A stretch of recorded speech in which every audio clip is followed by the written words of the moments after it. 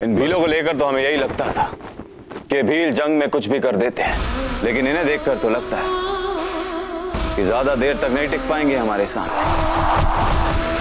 इस हिसाब से तो हम बहुत जल्दी इस घाटी के उस पार पहुंच के उदयपुर पहुंच जाएंगे और वहां जाकर प्रताप के महल के दरवाजे पे दस्तक देंगे और आराम से उसके शाही तख्त पे बैठ जाएंगे। वो जो कहते हैं ना मुगलों में, आमीन। सुबह आमीन। रामैया, क्षमा करनी राजमाता। हमारी दूर की भतीजी है, उन्हें ये दुपट्टा पहुंचा दीजिए। जो हुक्म राजमाता। कितनी साहसी और निडर हो गई हैं आप धीर कुमारी, कम नहीं है किसी वीर वीरांगना से। शहंशाह मेवाड़ के साथ चल रही हमारी इस अमन की मुहिम में फैजल खान को शामिल करके कुछ बेखौफ होकर गई है। फैजल खान को शामिल करके ठीक नहीं किया आपने। ऐसा लगता है आपको? हमें तो लगता है कि सियासत की बेसात पे बहुत ही बेहतरीन चाल थी हमारी। फकत फैजल खान ने जो एक रात में नुकसान पहुंचाया है मेवाड़ को, वो आप आज तक नहीं कर पाए। जब हत्यारों को ही भेजना था नरसंहार के लिए, हत्याओं के लिए, तो फिर हमें क्यों भेजा वहां?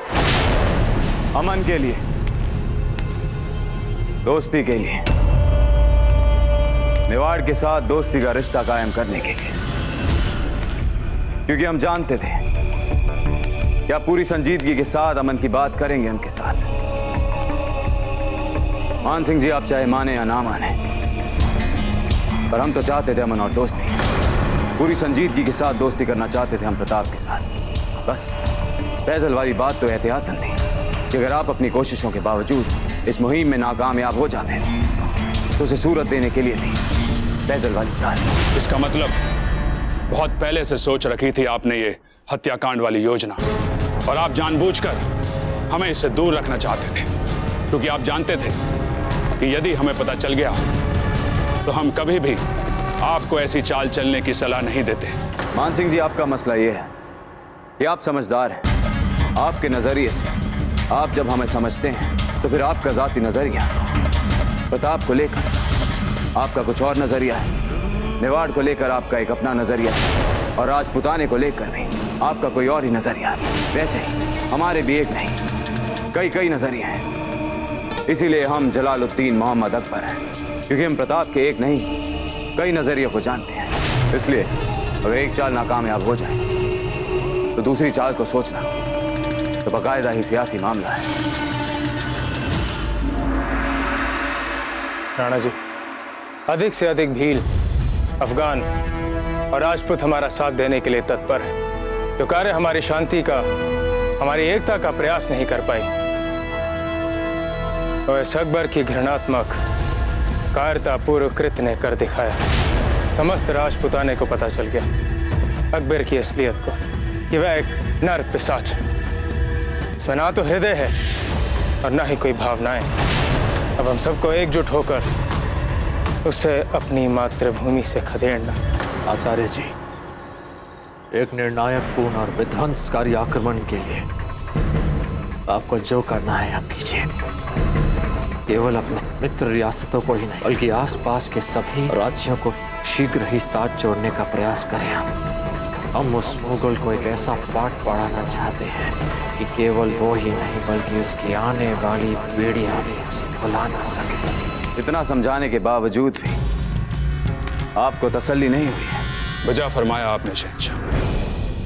हम आपसे एक बात अर्ज करना चाहते हैं कि पूरे राजपुताने में बहुत गहरा धक्का लगा है हमारी छवि को, और इस दुख की घड़ी में सबको प्रताप के साथ सहानुभूति और हमसे घृणा हो रही है शहंशाह। कीमत तो चुकानी पड़ती है मान सिंह जी, कुछ हासिल करने के एवज में, लेकिन बहुत मुश्किल होगा उन लोगों के लिए साबित करना कि इन सब में हमारा हाथ था। दरअसल हमें तो कुछ पता ही नहीं। हम तो गए थे वहां अमन की बात करने के लिए, और उन्होंने हमारी अमन की तजवीज़ को ठुकरा दिया और हम वापस लौट आए। उसके बाद वहां पर क्या हुआ, कैसे हुआ, क्यों हुआ, हमें क्या पता। आपने जो कुछ भी किया वो हो सकता है कि हमारी राजनीतिक आवश्यकताएं हों, किंतु हीर बुआ साहब वो तो राजनीतिज्ञ नहीं है ना। उनको ये पता चलेगा तो कितना गहरा धक्का लगेगा उन्हें। उनको कभी ये पता नहीं लगना चाहिए कि उपहार के नाम पर धोखा दिया गया है प्रताप को। यदि उनको ये पता चल गया तो वो आपको क्षमा करें या ना करें ये तो हम नहीं जानते, किंतु जीवन भर वो अपने आप को कभी क्षमा नहीं कर पाएंगे। उनको कौन बताएगा ये सच्चाई? किस हमली मुश्किलात की वजह से अजब दे का इंतकाल हुआ है? अपनी स्थिति को सुदृढ़ कीजिए। जी राणा जी। राज, हम भी चलेंगे आपके साथ। हम यहाँ महल में अकेले नहीं रह सकते। नहीं अमर सिंह जी, ये कार्य हमें अकेले ही करना होगा, आप नहीं जा सकते। नहीं राज। हट मत कीजिए अमर सिंह जी। आप तो जानते हैं ना कि यदि आपने अपने दाजीराज का कहना नहीं माना तो कितना दुख पहुंचेगा आपकी मासा को। क्या आप उनकी आत्मा को दुखाएंगे अपनी इस हट से? नहीं ना? तो कह दीजिए अपने दाजीराज को कि हम कुंवर साहे मेवाड़ के। आप निश्चिंत होकर जाइए, हम संभालेंगे आपके पीछे सब कुछ, इस राजमहल को भी और मेवाड़ की प्रजा को भी।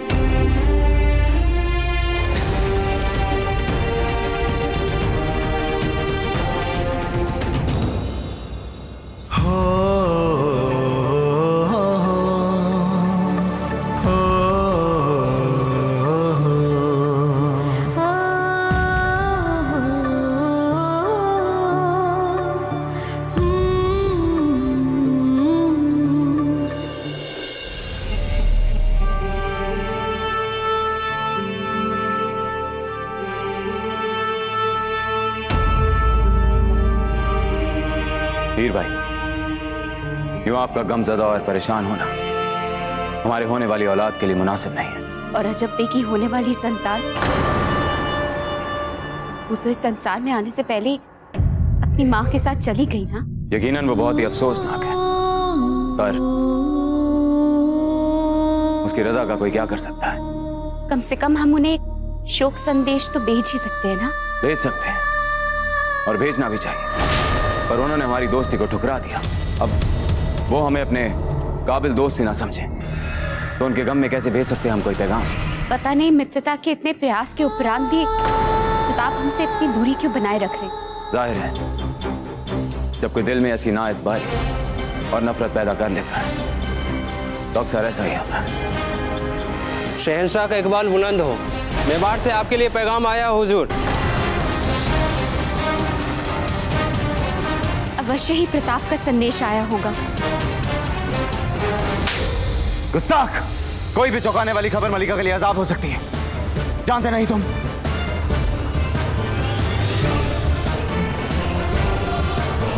क्या पैगाम है? धीर भाई जी ने कहलवाया हुजूर कि मेवाड़ में 13 दिन तक सौख रहे और इस दौरान कोई भी राजपूत हथियार छू नहीं सकता।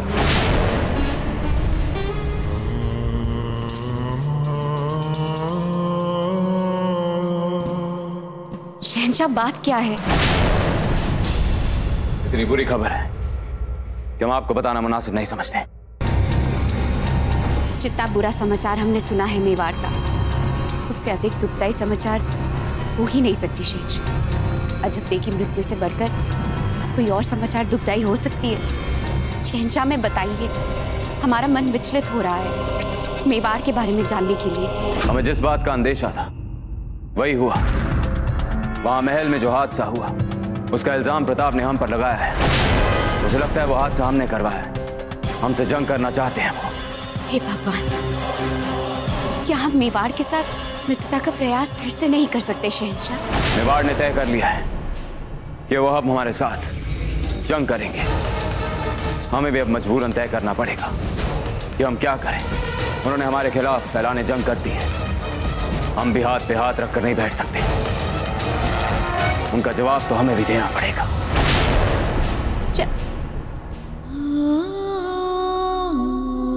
प्रताप, क्या हो गया है आपको?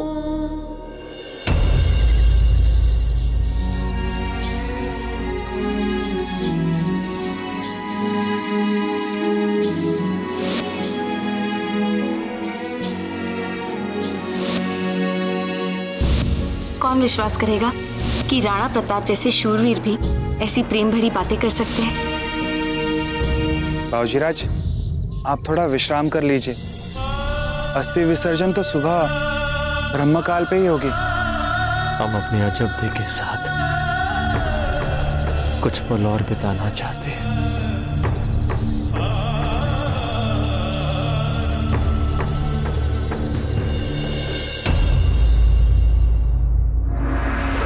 जिस कायरता और बर्बरता के साथ अकबर ने अजय की हत्या करवाई, पहली बार ऐसा लगता है कि मुगल सल्तनत का सहयोग नहीं किया जा सकता है।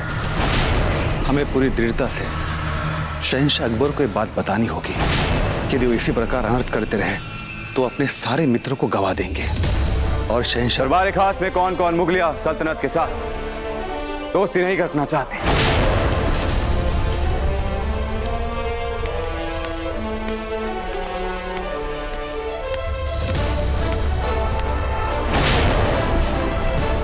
बताइए, वो कौन कौन है जो मुगलों के साथ दोस्ती नहीं रखना चाहते? क्योंकि दुनिया जान कि शहंशाह मोहम्मद अगर किसी के साथ दोस्ती करता है तो पूरे खुलूस, एतबार और गर्मजोशी के साथ करता है, और अगर किसी के साथ दुश्मनी करता है तो वो भी पूरे जोश और खरोश के साथ करता है। हमारा उसूल है या कुछ भी कर पूरी शिद्दत के साथ। तो फरमाइए, कौन कौन हमारे साथ दोस्ती नहीं रखते?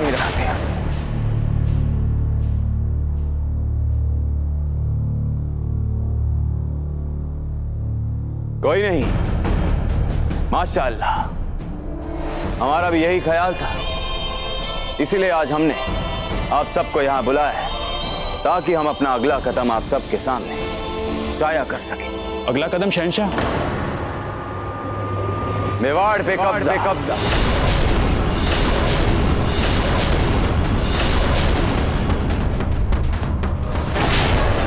जैसा कि आप जानते हैं, आपने हमसे वादा किया था, तो उसके लिए अब आप फौज को फौरन तैयार कीजिए। और इसीलिए हमने खास तौर पे कल्याणमल जी और भगवान दास जी को भी बुलाया है, क्योंकि जाहिर है हम अपनी सल्तनत के खिलाफ किसी भी बागी रियासत को खामोशी के साथ बर्दाश्त नहीं कर सकते।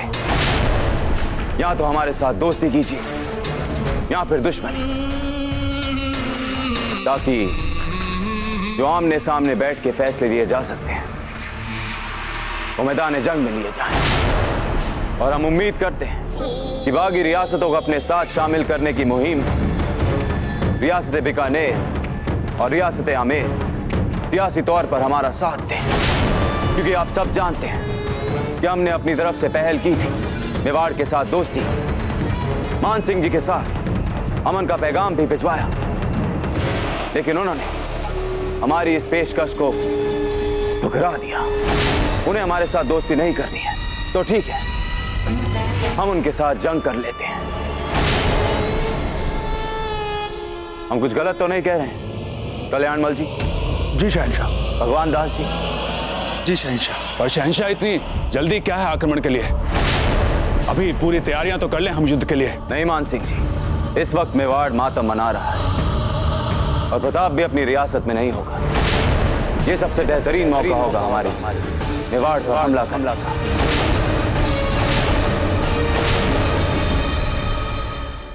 आपने हमसे एक सवाल किया था कि हमने क्यों नहीं बताया आपको फैजल और उसके दोस्तों के हमले के बारे में जब आप मेवाड़ गए थे अमन का पैगाम लेकर। वो इसलिए क्योंकि उस वक्त हम आप पर उतना एतबार नहीं कर पा रहे थे जितना कि फैजल पर कर पा रहे थे। अब मौका आ गया आपको अपनी वफादारी दिखाने का मुगलिया सल्तनत के लिए, ताकि हम आप पर एतबार कर पाए। अपने ईमाल से साबित कर दीजिए मान सिंह जी कि राजपूत रियासत की लड़की के साथ निकाह करके कोई गलती नहीं की है। साबित कर दीजिए। जंग की तैयारी शुरू कीजिए। जंग हल्दी का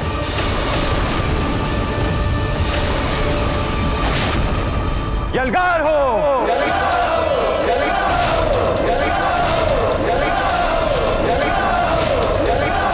यलगार हो। यलगार हो। यलगार हो।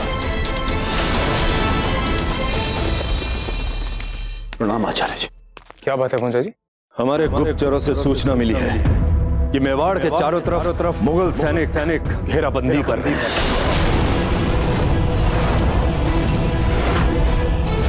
ये तोड़ नागौर और अजमेर के हर स्थान पर वो अपने सैनिक लामबंद कर मुगलों के साथ हमारा युद्ध आरंभ हो गया। कैसे लड़ेंगे इस युद्ध को? हम तो महारानी सा के शोक में हैं। 13 दिन तक छू भी नहीं सकते हम इन हथियारों को। हम भील उठाएंगे हथियार, हम रोकेंगे मुगल सैनिकों को, और महादेव की सौगंध, भील के शरीर में आखिरी बूंद तक वो मुगल सैनिकों का सामना करेगा। नहीं पहुंचने देंगे हम उनको हल्दी घाटी तक।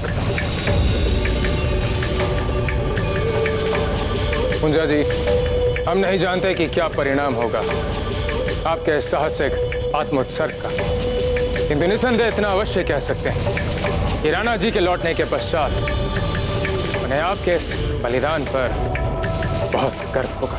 फकत भीलों पर ही क्यों होगा फक्र राणा जी को? राणा जी को हमारी कुर्बानी पे भी करना पड़ेगा फक्र, क्योंकि हम अफगान भी अपनी जान की बाजी लगा देंगे। हम मुगलों के नापाक कदमों को, राणा जी के मातृ वतन की पाक सरजमी को नापाक नहीं करने देंगे।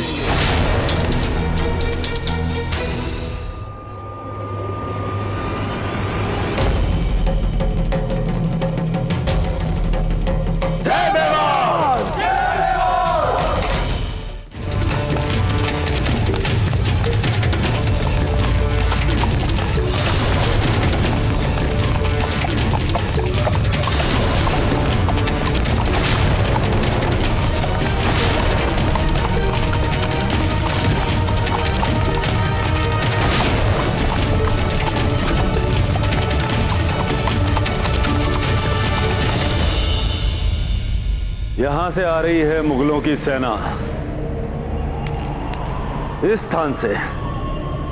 स्थान से हल्दी घाटी तक पहुंचने के लिए सबसे पहले उन्हें यह भूभाग पार करना पड़ेगा। इसे पार करने में उन्हें कितना समय लगेगा? बहुत जल्द वो हल्दी घाटी तक पहुंच जाएंगे, और एक बार हल्दी घाटी पहुंच गए तो समझिए कि उदयपुर अपने हाथ से गया, क्योंकि हल्दी घाटी उदयपुर की सुरक्षा का अंतिम द्वार है। लेकिन ये मत भूलो, ये हमारा इलाका है। हम मुगलों की सेनाओं से ज्यादा इस जंगल की जानकारी रखते हैं, इसलिए हल्दी घाटी तक पहुंचने के लिए उन्हें सबसे पहले ये भूभाग पार करना होगा। उसके बाद वो ये संकरी पहाड़ियों से गुजरते हुए इन ऊंची पहाड़ियों पर आएंगे, और उसके बाद ये पुराने खंडर जो भूल भुलैया बन चुके हैं, इनमें से गुजरते हुए वो इन गहरे गहरे खड्डों से गुजरेंगे, और उन खड्डों से गुजरने के बाद उन्हें ये ऊंची पहाड़ियां पार करनी पड़ेंगी, और फिर इन ऊंची पहाड़ियों को पार करने के बाद वो ये बांसों के जंगल से गुजरेंगे, और उसके बाद आएंगे वो हमारे इस घने जंगल में, जहां हमें मुगलों को अधिक से अधिक नुकसान पहुंचाना है, ताकि हल्दी घाटी पहुंचने से पहले उन मुगलों की सेना की संख्या बहुत कम हो जानी चाहिए।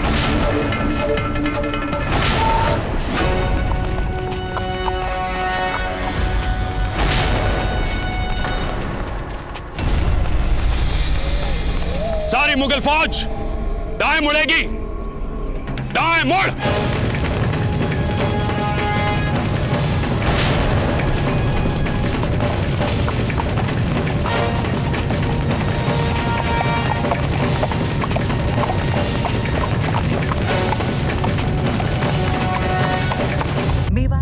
हमें अपने जंगलों और अपने अनुभव का सहारा लेकर ऐसा छापे मार हमला करना है, ऐसा युद्ध करना है कि इनकी सेनाओं को संभलने का मौका ही ना मिले, और जब तक इनको एहसास हो तो इनकी सेना कमजोर पड़ जानी चाहिए।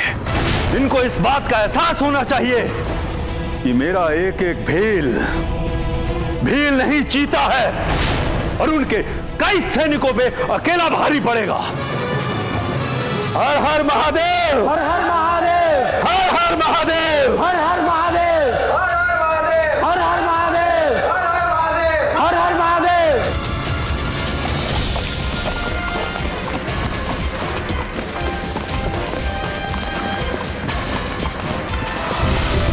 फैजल खान ने जो एक रात में नुकसान पहुंचाया है मेवाड़, वो आप आज तक नहीं कर पाए। किंतु हीर बुआ सा, वो तो राजनीतिज्ञ नहीं है ना। उनको कौन बताएगा ये सच्चाई? क्या बात है मान सिंह, आपका ध्यान कहाँ है? ये पूरा अभियान ही इतना मर्यादाहीन लग रहा है कि मान सिंह पागल हो गए हो क्या? इस सैन्य अभियान के आप प्रधान सेनापति हो, ऐसे कैसे बात कर सकते हैं आप?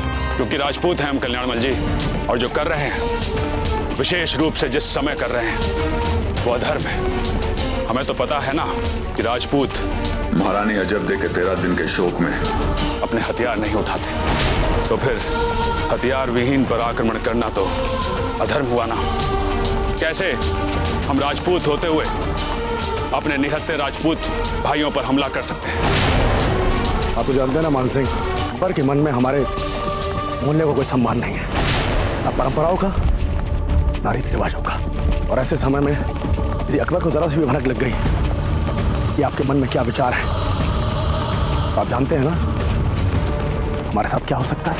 आप हमें बात पूरी करने दें। अभी आप धर्म की बात कर रहे थे ना, किसी को वचन देना और वचन को किसी भी मूल्य पर निभाना, ये भी तो धर्म ही है ना।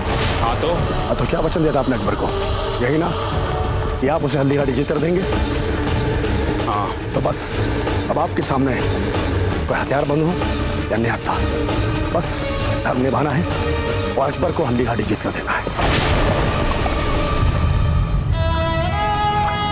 हरि ओम स्वस्ति न इंद्रो वृद्ध सर्वाः स्वस्ति नः पूषा विश्ववेदाः।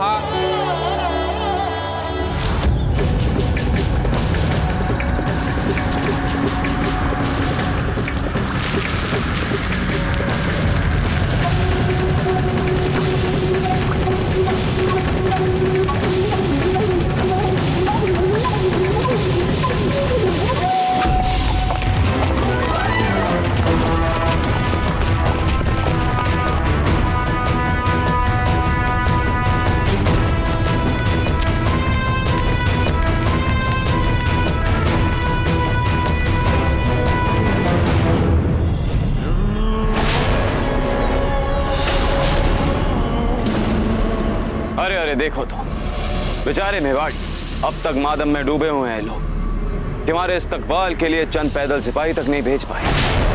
अरे माना कि इन्होंने हारना तो है ही हमसे, पर कम से कम दिखावे के लिए ही सही चंद सिपाही तो भेज देते हमसे मुकाबला करने की। रस्म भी पूरी हो जाती मुकाबले की और इज्जत भी बनी रह जाती हमारी। अब देखो ना कितने अफसोस की बात है, दुनिया का इतना बड़ा बादशाह अपनी फौज और लाओ लश्कर के साथ हमला करने के लिए हल्दी घाटी के मुहाने तक आ जाए और उसके इस्तकबाल के लिए चंद सिपाही ना भेज पाए राजपूत। बड़े अफसोस की बात है ये।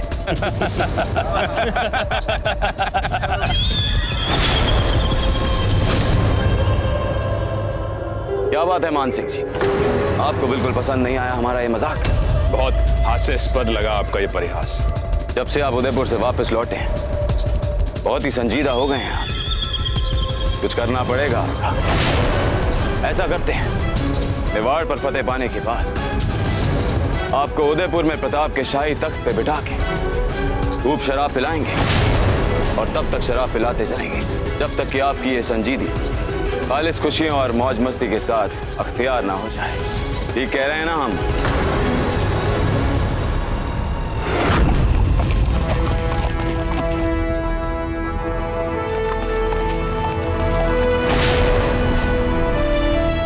वो देखिए शहंशाह,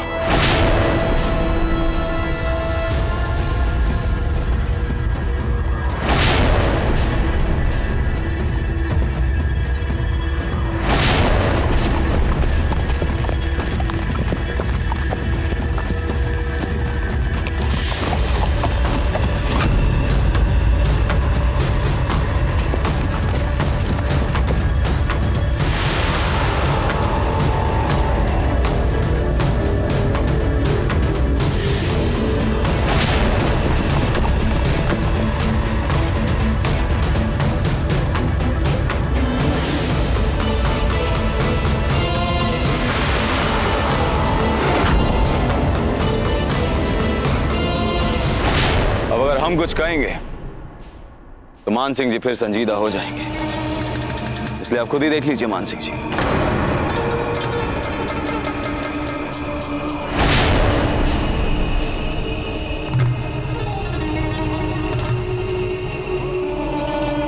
अब हमने तो ये मजाक में ही कहा था कि मुट्ठी भर लोग, हमें क्या पता था कि दुश्मन की जानिब से आ जाएंगे हमारे इस्तकबाल के लिए मरने, नहीं लड़ने।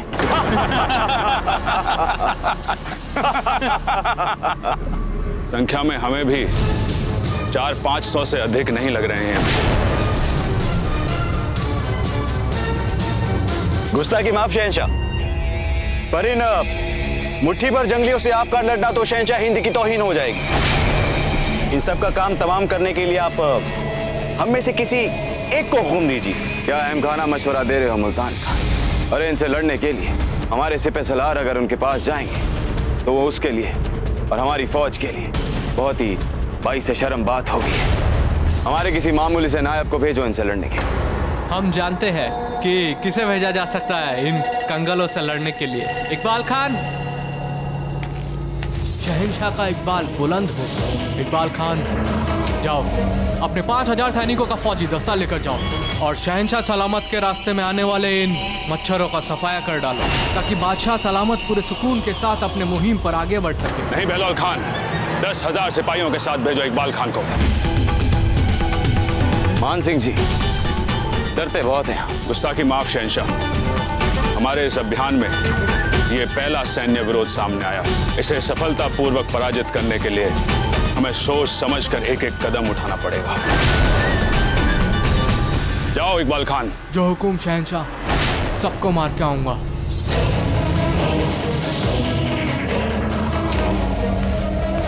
किस्मत की सितम जरीफी तो देखिए, बेचारा ऐसा लग रहा था जैसे गोया अभी अभी अपनी माँ के पेट से निकला और निकलते ही सीधा हमला करने के लिए चला गया।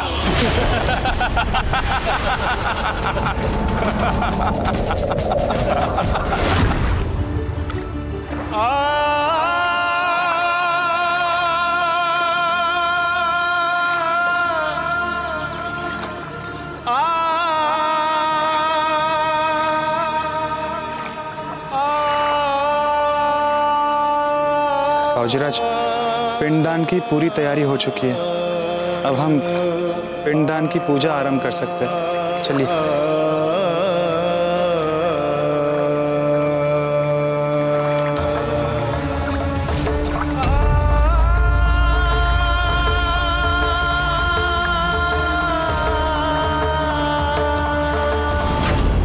युद्ध, और वो भी बिना दादा भाई के। कहाँ मुगलों की विशाल सेना और कहाँ बिना दादा भाई के शोक में डूबा हुआ उदयपुर।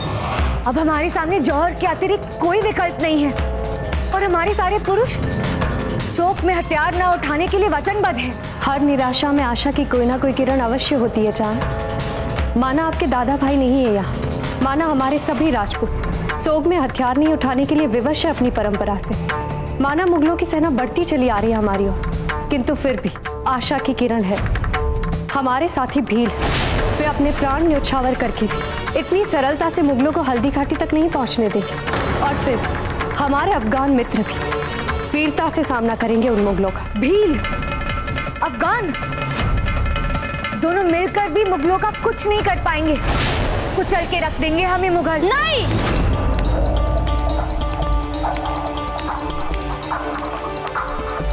हम पराजित नहीं होंगे। कोई नहीं मरेगा यहाँ, कोई जौहर नहीं करेगा यहाँ। तलवार म्यान में रख दीजिए अमर सिंह जी। भूल गए आपके दाजीराज ने क्या वचन लिया है? जब तक अजब देख के 13 दिनों का शोक समाप्त नहीं हो जाता, कोई भी हथियार को छुएगा। क्या आप अपने दाजीराज के वचनों का सम्मान नहीं करते? रख दीजिए तलवार।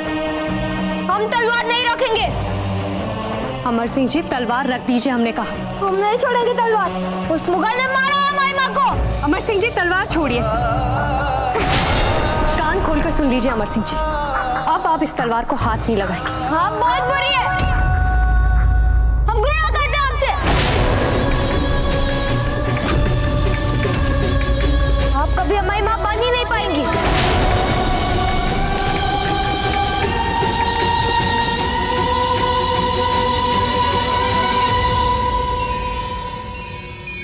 की बातों को क्या मन से लगाना भाभी साहब, बच्चे हैं तो अभी, और ऊपर से इतना कुछ देख चुके हैं ये, कितना कुछ हो चुका है इनके साथ, और समय के साथ सब ठीक हो ही जाएगा।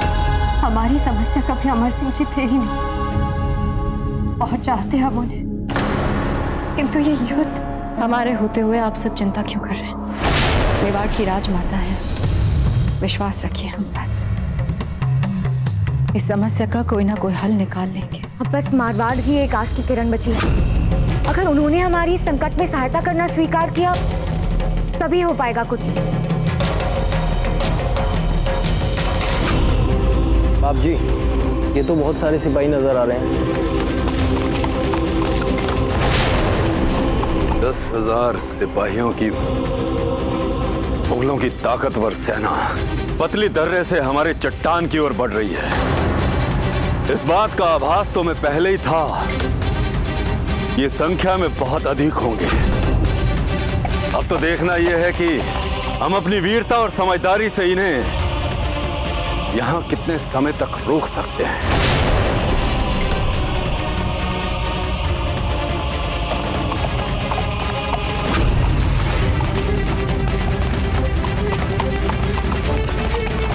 सरदार, समझ में नहीं आ रहा कि हम यहाँ क्या कर रहे हैं। सामने देखिए कितनी बड़ी फौज है मुगलों की। सरदार, ये हमारी लड़ाई नहीं है, ये मुगलों और मेवाड़ियों की लड़ाई है। हम क्या कर रहे हैं यहाँ पे?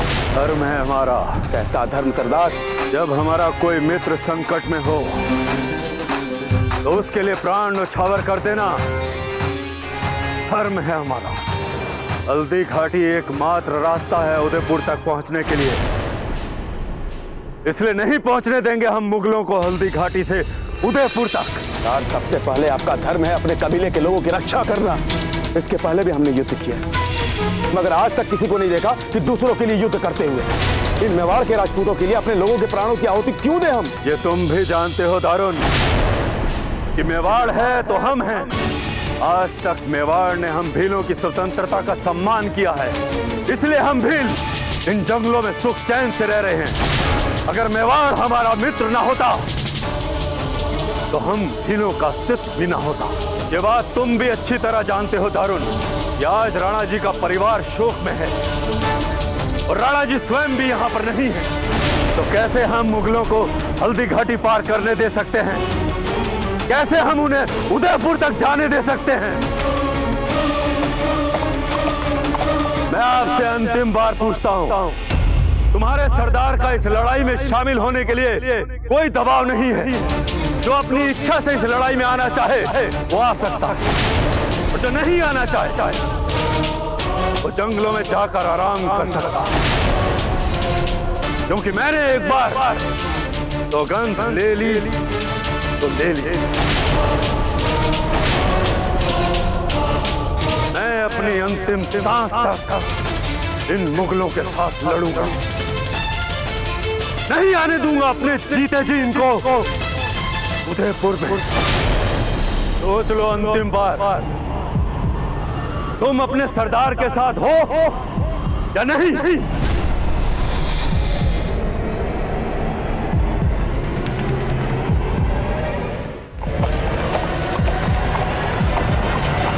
सरदार, आपका आदेश हमारे लिए पत्थर की लकीर है। हम लड़ेंगे आपके साथ। हम अपने रक्त की अंतिम बूंद तक लड़ेंगे सरदार। आज हम एक भी मुगल को जीवित नहीं छोड़ेंगे सरदार। आज हमारे जीते जी मुगल आगे नहीं बढ़ पाएंगे सरदार। हम सब आपके साथ हैं सरदार। हर हर महादेव, हर हर महादेव, हर हर महादेव, हर हर महादेव, हर हर महादेव।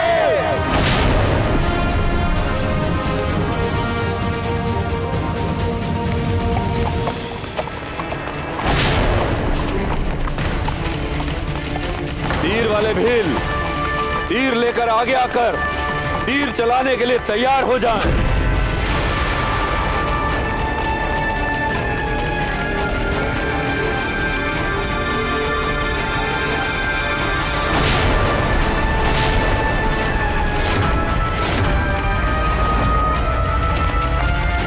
तीर चलाओ।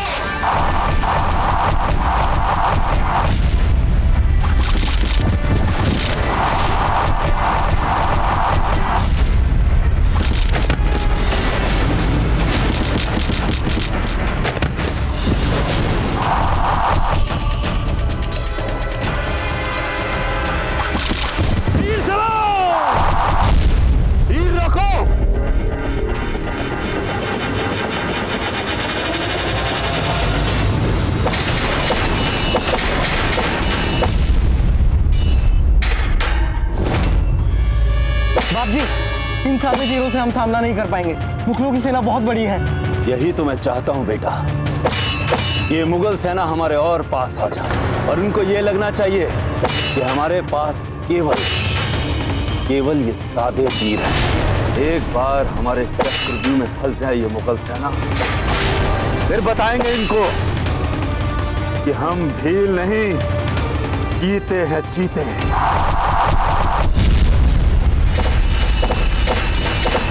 सब लोग पोटलियां भरो, जल्द से जल्द भरो। इन भीलों को लेकर तो हमें यही लगता था कि भील जंग में कुछ भी कर देते हैं, लेकिन इन्हें देखकर तो लगता है कि ज्यादा देर तक नहीं टिक पाएंगे हमारे सामने। इस हिसाब से तो हम बहुत जल्दी इस घाटी के उस पार पहुंच के उदयपुर पहुंच जाएंगे और वहां जाकर प्रताप के महल के दरवाजे पे दस्तक देंगे और आराम से उसके शाही तख्त पे बैठ जाएंगे। वो जो कहते हैं ना मुगलों में, आमीन। सुबह आमीन। बस हमारा भाग्य इतना साथ दे दे कि राणा प्रताप वापस लौट कर ना आए, क्योंकि यदि वे वापस लौट कर आ गए तो बिना हथियार के भी वे युद्ध की हवा बदलने के सामर्थ्य रखते हैं। नहीं लौटेगा प्रताप, क्योंकि वो अपनी महारानी की खाक बहाने गंगा गया है, बिना हथियार, बिना हिफाजत।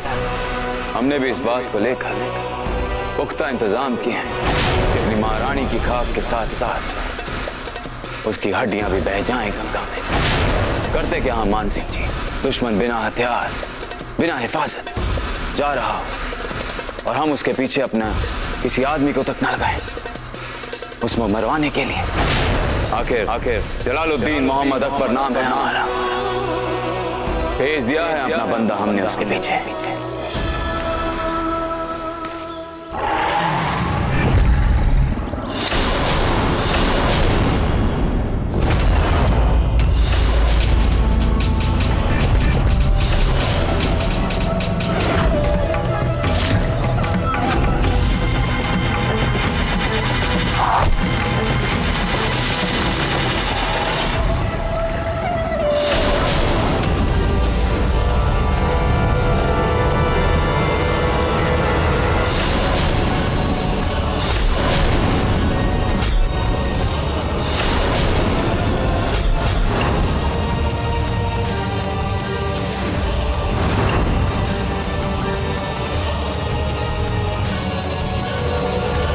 मेवाड़ के वीर महाराणा प्रताप के जीवन को करीब से जानने के लिए चैनल को सब्सक्राइब करें और बेल आइकॉन दबाना न भूलें।